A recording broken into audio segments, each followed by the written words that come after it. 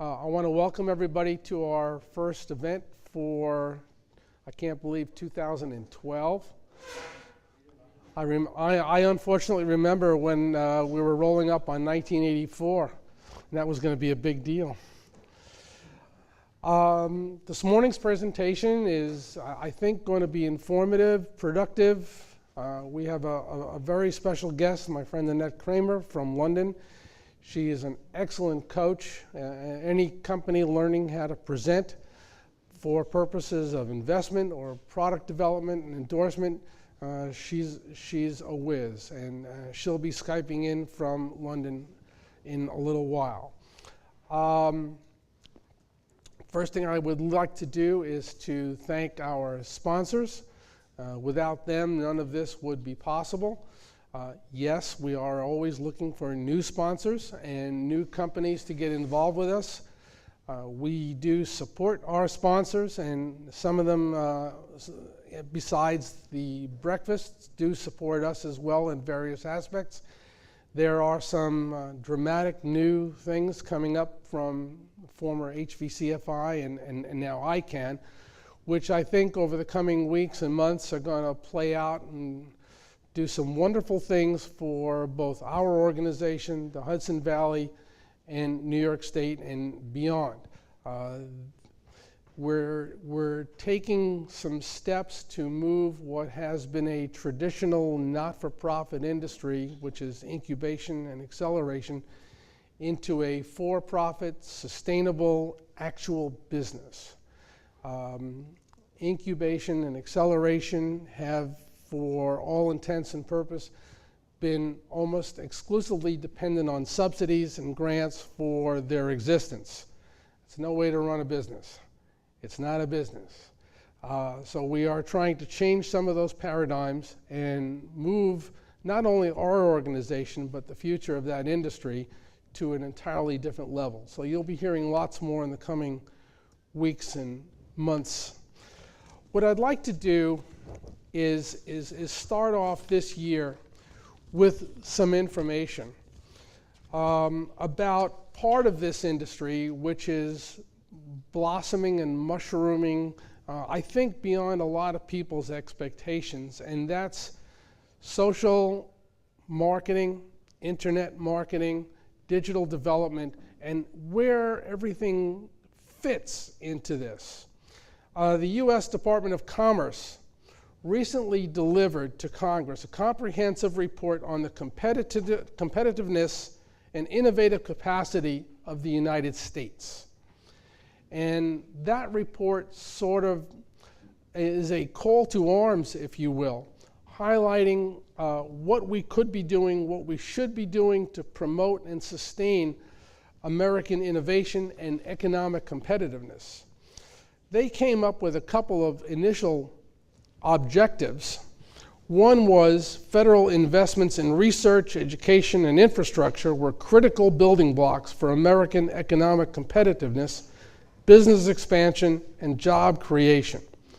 And that, of course, is always a slippery slope when you consider grants, when you consider additional appropriations, especially in an election year. How does that going to affect what we do? How much can we depend on outside stimulus for our own business development?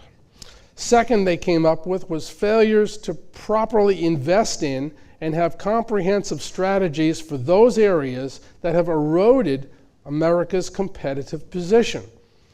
Well, you know, we gave a lot of manufacturing away. We would love to recapture a lot of manufacturing.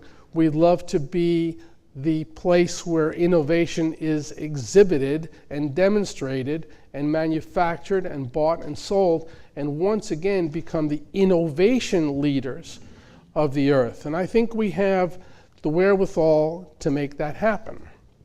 The third thing they came up with, in a constrained budgetary environment, prioritizing support for these pillars is imperative for America's economic future and will provide a strong return on investment for the U.S. taxpayer. We'll leave that one alone. It's very interesting. One of the things, as you know, that we do is find and help find funding for a lot of our companies that we get involved with. In mid-December, we had a meeting up in Albany with our iClean partners and advisors, and a lot of you in the room were invited to that meeting. And at that meeting, you saw some of the 17 companies now that we're involved with iClean in new innovations, new technologies, new developments, and that's just really the beginning. That's just after our first year of operation with these two organizations, ICANN and the Nanotech Center up in Albany. And I can tell you, innovation, it ain't dead. It's growing. There's a tremendous amount coming out of our universities, out of either necessity or just pure inspiration. Entrepreneurship is alive and well. And we want to help find companies monies. We want to find them opportunities, both domestically and internationally, in order to benefit all of us, because it becomes an ecosystem. In the digital world, we call this, most things happen through word of mouth. I tend to like to call it word of mouse. It's a powerful tool to gain a whole new set of customers. A new era of marketing is unfolding, and digital marketing helps you in your objective to influence behaviors and change marketing strategies for you. The audience who need your product and services are increasingly searching for them online. There was a statistic that 92% of online adults use search engines to find the information on the web. 92%. That's a far cry from when our parents and grandparents went looking through the yellow pages. Remember the yellow pages? We used to sit on them when we were little so we could reach the table. I haven't seen yellow pages in a long time. The 5 C's of content creation and delivery methodology have varying results depending upon how you use them. Now, we've had many discussions on social and internet marketing over the years. Sarah and I were talking on the way up that it might be a really good idea. Some of you might remember we had a gentleman who lives locally who is the regional business development director for LinkedIn. This might be a great time to bring him back, because a lot of people get on LinkedIn, just as an example, but aren't really sure how to use it. So this might be a good time to bring him back now that all of us are developing more of an understanding of both the actual use and implications and desired outcomes for social and internet marketing. So let's go through some of the 5 C's, and I apologize for the amount of content on the screen, but you're going to have to live through it. The rules for search engine optimization, as we are finding out here at ICON, are changing almost every day. As my friend Al will let us know at some point when he makes a presentation, these are changing rules. The way you reach customers has changed. If we now know that 92% of all adults get their information online, well, duh, that's how we have to reach them. That's how we have to get to them. That's how we have to influence them. So I hope you're all reading this while I discuss this, because I'm not going to read the screen. If anybody wants any of this content later on, just let me know. I'll be happy to send it to you.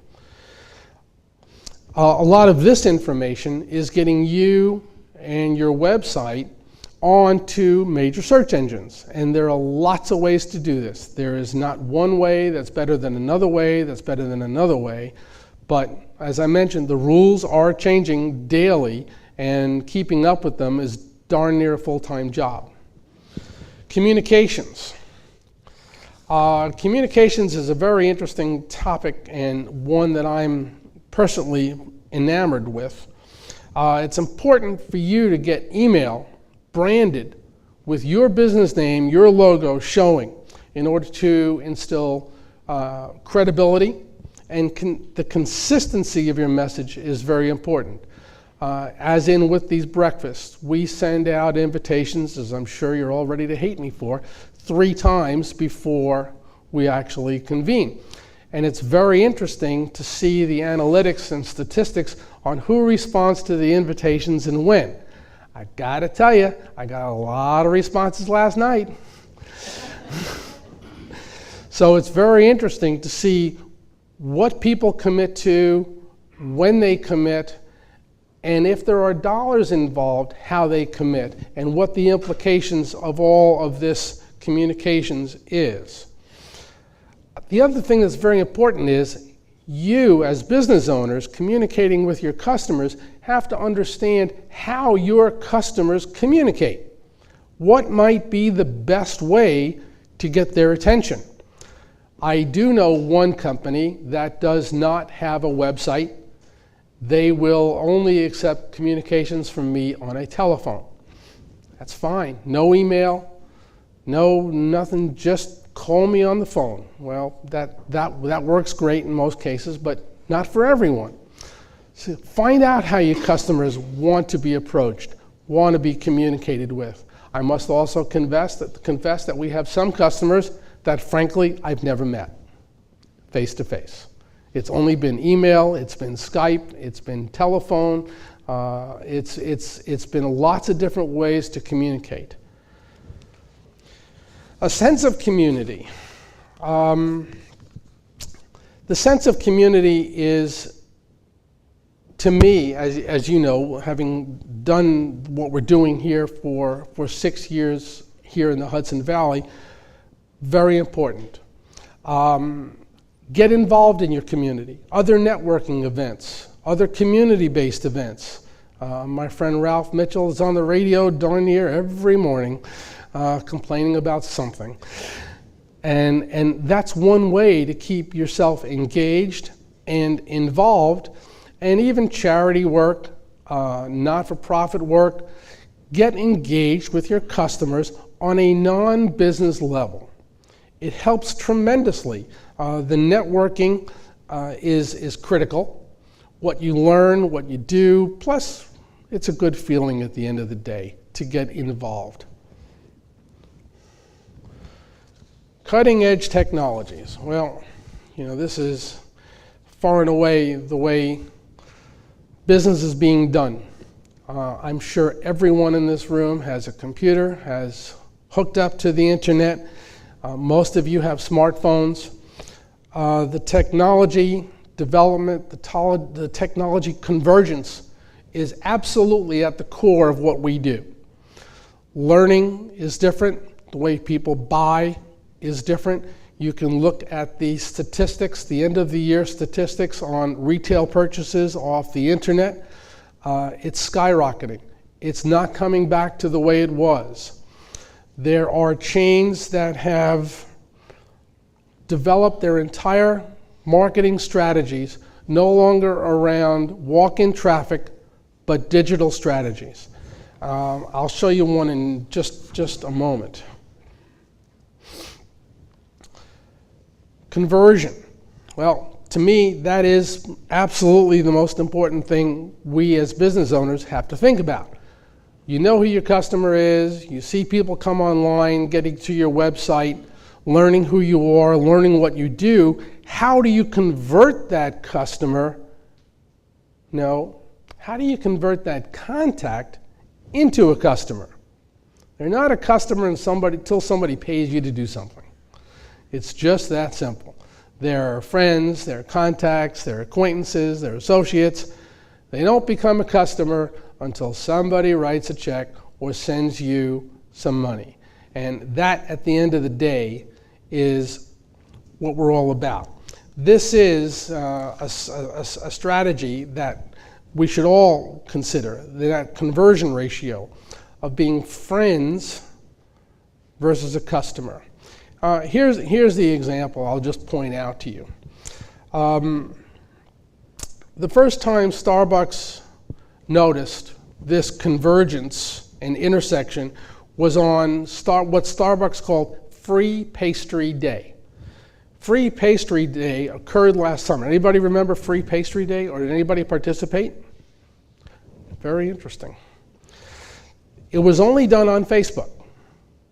And it was only done on Facebook, and it said, if you print a coupon off of our Facebook page, bring it to a Starbucks, they will give you a free pastry. Well, the director of social media for Starbucks commented that he was amazed at the number of people standing in line holding coupons they printed out. The impetus for free pastries was the volume of faithful online Facebook followers asking to be included on new products or other company news. The net result was Facebook, Starbucks participation increased from 4 million to 7.75 million Facebook followers within 24 hours. It's staggering. It's a staggering number of people. It was word of mouth, then getting online to Facebook, getting their coupons, and visiting the store and buying something. Yes, they got the pastry. The overwhelming majority bought a cup of coffee or a water to go with it. So there's a lot of validity to this. There's a lot of structure to this. There's a lot of impetus for you to get more involved in learning how to do it. Selfless plug, if anybody needs help, we have some marvelous experts that work with us on a daily basis for our website, for our social and internet media connectivity on a worldwide basis. ICANN right now is affiliated with 25 search engines, with another 75 being considered right now worldwide. And we are a small organization, but as W.C. Fields once said, never show them what you haven't got. And doing business online and doing business digitally says to the world that you're in business. Now, to attract those customers or the contacts, bringing them in, converting them to customers, that's the secret sauce. And we think we've got a pretty good formula, and we'd be happy to share it with anybody.